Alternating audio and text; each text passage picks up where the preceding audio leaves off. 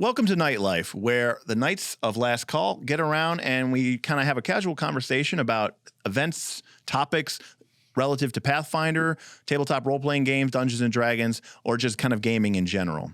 So today, I thought we could start our Nightlife off by talking about a recent video made by Professor Dungeonmaster of Dungeoncraft, where he talked about his view on Pathfinder 2's relative financial success. Was it in trouble? Is there an option that Wizards of the Coast might buy Paizo based on some of his analytics and sort of some of his feedback and some of the information that he has done, and kind of talk about what that means and why that may or may not be true. I agree. So for those of you who have not seen the video, and I will link it there, Professor Dungeonmaster of Dungeoncraft, who I enjoy a lot. He's awesome. He's great. Mm-hmm. He's mostly an old school guy. He plays 5th edition, but with very stripped down rules. Very, very, very stripped down rules. And he has some really, really cool videos, and I've watched him for a long time. I think he's a great OSR content producer, and he makes some great stuff. But he basically did a video where he said, hey, Pathfinder 2nd edition isn't selling as well as 5th edition. Is the edition failing? And his premise was, number one, they just did a humble bundle. So if you don't know what a humble bundle is, it's basically an online thing where game designers and stuff, it's usually associated with charity, and they put together some of their game products or whatever they're selling, PDF downloads, sell it for a fairly reduced price in order to, again, it's a humble bundle, in order to sort of sell their products, and some of it can go to charity. Secondly, there were 2 members of the Paizo staff, which recently moved to Wizards of the Coast. And his third point is simply just that, based on some of the metrics from Roll20, which is the online virtual tabletop that most people use, that Pathfinder has a fraction of just a few percent of players are Pathfinder 2nd edition players. Yeah, so, that's a tough question. Sorry. Yeah. No. This is an open conversation. So. Yeah, because I mean, it's like it's comparing to like Dungeons and Dragons, Hasbro, Wizards of the Coast, huge. I don't think Wizards, but huge influence. And I think Pathfinder is much smaller. So, absolutely. Are we talking about ratio? Yeah, I think compared to the size, or just like straight up. He was saying that D&D 5e's got $800 million in annual sales, and the Pathfinder has $24 million. Yeah. So therefore, they're failing, and the percentages are going towards D&D, and is D&D going to buy out? Yeah, and so I'll interject right here. I think it was a fairly flawed argument. I don't think it's in trouble at all. I think Pathfinder, a lot of people get confused because they think back to the era in around 2009, 2010, after 4th edition had released and kind of not to critical acclaim, and Pathfinder 1st edition actually outsold D&D during that time. Because that went back to similar to 3rd edition. Yeah, it was very similar to 3rd edition. It strayed from where D&D had This is exactly what I was going to bring up, because you would say it's not failing because, Paizo is still doing well, but 5e is just doing incredibly well. Right. But at one point, Paizo was outselling D&D, and then 5e, something happened. They did amazing. We talked about this off air about Critical Role or just the ease of play. Yeah. But well, I think so there's a couple important points there. Number one, Pathfinder was outselling 4th edition, but the total market share was also way smaller, meaning 5th edition is selling more, but that's because 5th edition is selling, it's not a percentage thing, it's selling a ton more. Yeah, it's everywhere. I don't know exactly what the figures were, but back in that era where Pathfinder 1 was outselling 4th edition, Pathfinder 1 was still only doing 15 million in sales, Like the idea that Dungeons & Dragons is selling hundreds of millions of dollars, that is all new growth. It's, so from Paizo's perspective, Pathfinder 2nd edition is selling great. It's selling more than they used to sell. I said it's like comparing your local coffee shop to Starbucks and saying Starbucks made a ton more money. Starbucks did $1 billion in sales. I only did a couple million. I guess my business is failing, and I guess Starbucks is going to buy me out. No, it doesn't. And then for the humble bundle, I think it's marketing. Absolutely. Right? Because look. If Pathfinder 2nd edition, it has to get its toe in the door. 5th edition has highly entrenched its players. People are very, very much bound to their Dungeons and Dragons. Yeah, I mean, it's D&D. But even more so, there was an era where people were starting to get a lot more loosey-goosey with what role-playing games they would play. But a lot of people now are like D&D, 5e, ride or die. Oh, wow. And 2nd edition, Pathfinder is trying to say, hey, look, we're willing to sell this product, by the way, digital product, Yeah, PDFs. Which is Oh, yeah. huge. Remember, with D&D in different editions has had like their online spend extra money for their online compendium, And you can do the and it online. still wasn't great. What's the online site? The Very rule book. Aeon. www. D&D Archives of Beyond. Nethys. The Archives of Nethys. Oh, sure, yeah. So it's like, here's Pathfinder's everything you already need so free. cheap. Yeah, It's amazing to get into. Pathfinder was already free. Yeah, Yes. I give the victory to Pathfinder on that. Like the online experience, it's so much easier to use than D&D Beyond, But- it's so expensive. But keep that in mind, though, too. You are giving out free stuff, but yet you're still making millions of dollars in sales. Right. So just think about if they were to charge for everything, would those numbers be more comparable? Right. Also, Yeah. Paizo's, look, D&D is a brand owned by Wizards of the Coast, which is a wholly owned subsidiary of Hasbro, which Yeah. is a publicly traded stock. Their goal is to make as much money off of you as you can. Yep. That is why Absolutely. they are selling you the physical book. They sell you the digital book for the same price Ridiculous. as the physical book on Yeah. the PDF. Then if you want to get the digital book for your Roll20 integration through D&D Beyond, you have to buy that digital book on Roll20. So you might own the PDF, you might own the physical book, and then you own the book on Roll20. Oh, and that's when you can buy your digital virtual dice, which cost $10, $15. and that's expecting too much from. Okay, from they are microtransacting you into the grave. I mean, Is this EA Sports or Apple Yeah, I mean, working here's behind the thing. scenes here? They're a corporation, so they're doing what they're supposed to do. Same they're thing trying to with make Magic as much. Arena. They're trying to make as much money as possible for their shareholders. Yeah. Paizo is not publicly held. They are a private company who are very content to pay their staff reasonable. reasonable wages, probably make a small amount of profit for their owners, and just make great content. Yep. That's all they care So about. I think one of the two left I read on Reddit took a senior position. So at as a D&D. promotion, Yep. yeah. Also, too, by the way, you're crazy. People who work for D&D have worked for Paizo. People who work for Paizo have worked for D&D. It's like they Marvel and DC. They always go back and forth. Their corporate headquarters are literally within like 10 to 15 miles. Really? I've been to both. Oh, wow. And they're all from Washington State. They're all in that Seattle area, Renton area. That tax rebate. Yeah. Tax discount. You don't have to pay sales tax or I something. don't know. The other thing, some kind too, of they were sale. talking about with the Roll20, and you know this, is that none of the Pathfinder people are on Roll20. That's right. We don't They're use all on Roll20 Foundry. anymore. We use Foundry. true. We use It Foundry has Virtual the best Tabletop. way to handle it. It is My favorite way to incredible. handle it is get vaccinated, and hang out with my friends Right. at the place. But yeah, it's Foundry's way better, and I think Pathfinder Second Edition players are probably using alternative tables more than Roll20 because the integration isn't great. I think Roll20 is not a good program. I think it is Agreed. very, very. Played them both. It's Foundry's a great amazing. idea.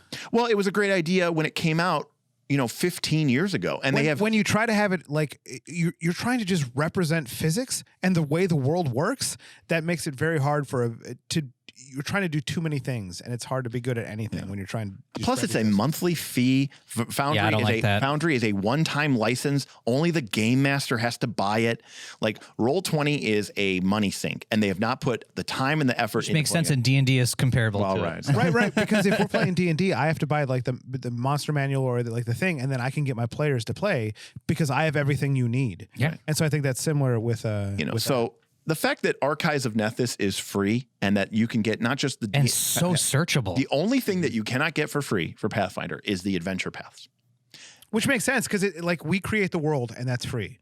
We additionally create adventures in that world you have to pay extra for. Well, they create the world and they create all of the rules. Yep. And that's all free, right? Yeah. It's incredible. So Absolutely. So again, you're comparing a corporate juggernaut who exists to suck money out of players to a small independent company who is happily paying its small staff of people to produce content. And then in terms of, falling over or whatever, Paizo has released 12 books this year. I'm pretty excited to get some of them. So they're going to get my money. The Sponsored. Pathfinder 2nd Edition came out Gen Con 2019. Tim and I were there. We bought it that day. Oh, yeah. They are on Bestiary 3. They're probably coming out with Bestiary 4 soon. Okay. 5th edition has been out since 2014. There is the Monster Manual. There is Mordenkainen's Tome of Foes. And there is Volo's Guide to Monster. They have 3 monster manuals. Pathfinder has been out for 2 years, not even full 2 years. and has 3 monster manuals. Yeah, So- and look, I don't want to play some regular ass characters. I want to play some weird stuff from like the third book where I'm a centaur trying to go up ropes, like in dungeons where you're trying to go up. I want the weirder stuff. Yeah. I want like the extra. Beastmaster 4 or 5. A company that was going out of business or struggling would not have the production schedule that they have. Correct. They Not are at all. making huge print runs. They have an incredible library of adventures. They're trying new things, new product offerings like these one-shots, the smaller adventure pass, and they're producing books, and they're producing supplements, and they're producing adventures. This isn't a company that's... Nonat made a good point too, where he was like, you can't say that Paizo's share went down when the growth of the RPG in general just expanded so much. So D&D just grabbed a lot of it. Of course it did. Paizo went up too. Well, the huge spike in the market occurred in the late 20-teens.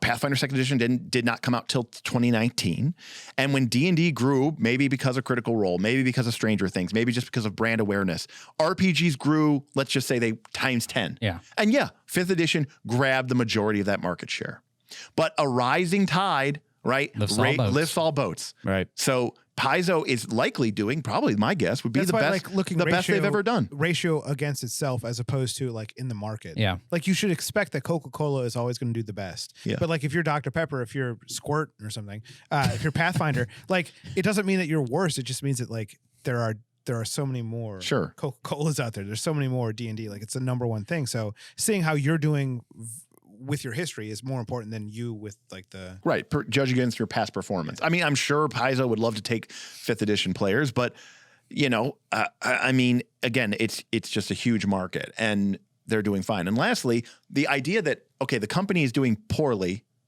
so Wizards will buy it, doesn't make any sense. that was one of your points on first The show. only thing I can see is like if you buy out your competitor, if they are starting to steal too much of your market share. If you're concerned with them being a competitor. If they're doing poorly, you just let them go out of business. Yeah, you just let them die on their own. Yeah. So I just thought it was, I don't know. I just thought it was not a really great argument. I from think, such a good YouTube person. from such a I mean, usual, that being said, or did he do it on purpose? well, so there's a lot of drama because there have been a couple of channels that just like to shit on Pathfinder Second Edition. What's his face? Taking 20 Taking did 20 did the same thing, and it's like, dude, come on, like this game is already a fringe game. Like we don't need all these YouTubers who just want to get views, and so they just dunk on this game because it's easier to dunk on Pathfinder than it is to dunk on 5th edition. Because if you dunk on 5th edition, you're going to have 10,000 people in your comments. Oh, I'm ready. Screaming at you. Let me dunk on 5. But if you dunk on Pathfinder Second Edition, all the people who play 5th edition are just going to sit there and pat themselves on the back and say, "Oh yeah, I'm glad that they're dunking on that game because I feel better about myself." I don't think that either game, 5th edition or Pathfinder, is necessarily better than the other one. I think they're just different. But the idea that a game isn't doing as well because it's not doing hundreds of millions of dollars because it's not the biggest role-playing game in the world owned by a massive multinational huge gaming mega corporation is crazy. Yep. Agreed. It's kind of funny because back in the day with World of Warcraft and other MMOs that were around it, I remember having very similar conversations because every MMO started to judge success on did they make as much money as World of Warcraft? And that was a very stupid measure of success. Every game looked like a pile of steaming shit as far as sales go in comparison. They were pulling in 500,000 to 1 million subscribers. World of Warcraft was like 15 million, bitch. Like it's nothing, right? And, whereas realistically, before World of Warcraft ever entered the market, EverQuest had like 500K. That was like the fucking thriving MMO of all time. It was incredible. Right. For so long, too. Right. And then like all these other new MMOs, 500 to 1,000 to 1 million. Like they're doing on par with what the previous best MMO ever was, better than they've ever done. Yeah. It's in multiple. It's like comparing the success of your YouTube video to something released by PewDiePie. Right. But then they're like, well, our company's over because World of Warcraft still has 10 times as many subs. We better shut it down. a good comparison. And that happens. And that's just foolish. It's like the Major League Baseball team versus the Little League team. You're in totally different leagues, but you're still playing the same sport. Right, you still got a decent audience in both for different reasons. But I think the difference. I think that's a really good comparison with World of Warcraft. I think that's really good. Yeah, because I didn't think about that. Yeah, and I think I think it comes down to different companies exist for different reasons. As much as I hate to say this, Wizards of the Coast exists to make money for its shareholders. That's the reason that company exists. Now that Hasbro. Right, Hasbro's owned it for many years. Okay, It was real sweet in the 90s, though. All right. That's the end of the video. See you guys next week. And we're out. So 5th edition exists in order to sell books so that their shareholders can make money. Paizo exists to pay its people, probably make a small profit, and make great content. Now, I'm not suggesting that 5th edition's goal isn't to make great content, because they might think to themselves, well, we need to make money. But it's the best way we do that is by making great content. But their primary goal is to make money. And that is not necessarily Paizo's goal. Paizo could be charging more money. They could be selling their digital books for full value. They could shut down Archives of Nethys and make you buy a full value MSRP book online. Or pay a subscription fee. Or pay a subscription fee to be able to play and access your D&D Beyond. They could have Pathfinder Beyond. They don't. Instead, they have a website, which is amazing, that is completely free. So clearly they have different company goals. So don't judge the success of a company based off of different goals and structures. And certainly do not judge the quality of the game based on the financial decisions that two very different companies are making. Yeah. A great point. Checks out. All right. So for the Knights of Last Call, I'm Derek Melinda saying thank you for joining us, and we'll see you next time on the Nightlife.